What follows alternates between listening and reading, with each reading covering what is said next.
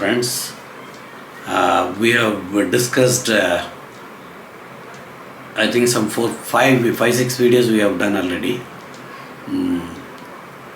Now we are going to discuss about rule number 27 of General Financial Rules 2017. This is again principles relating to expenditure and payment of money.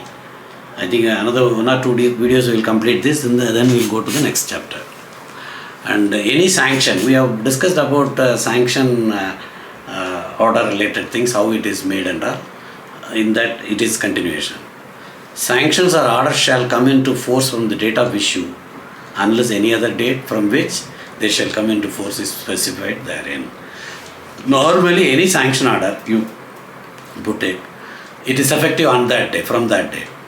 It cannot be prior to that, antedated.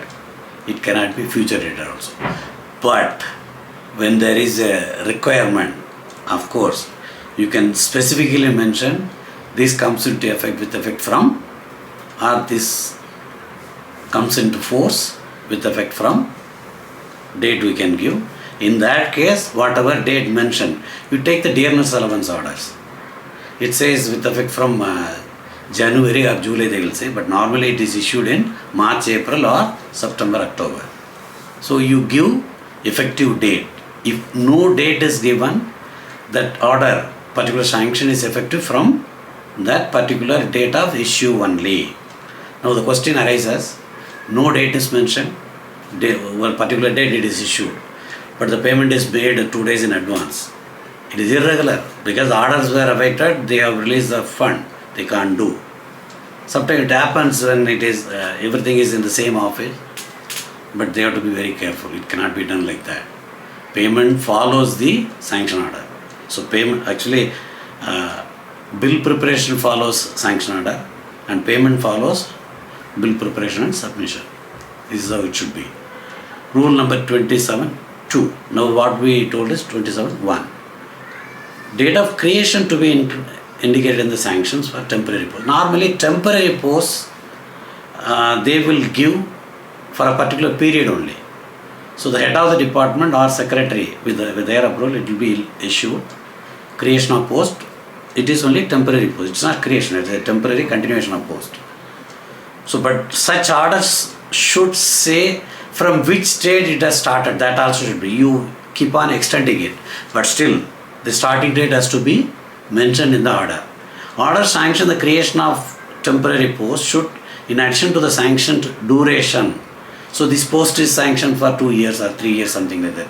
But starting date must be invariably mentioned. Otherwise it is incomplete.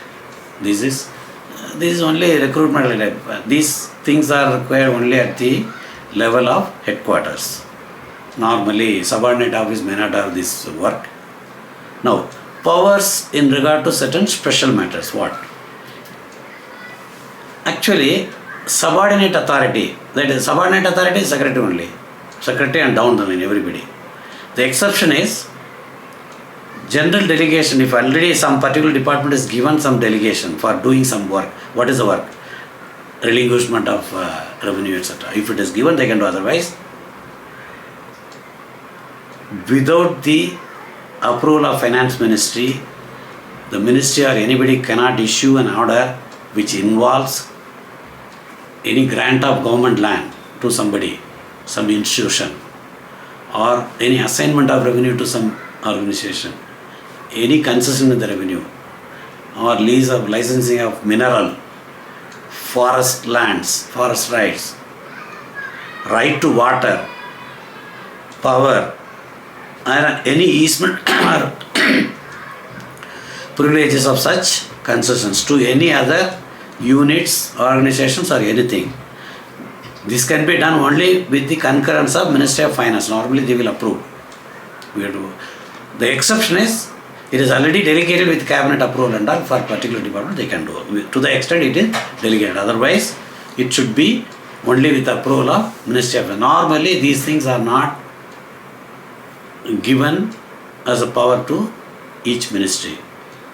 And not only that, they cannot issue orders which involves relinquishment of relinquishment of revenue, that is abandoning revenue.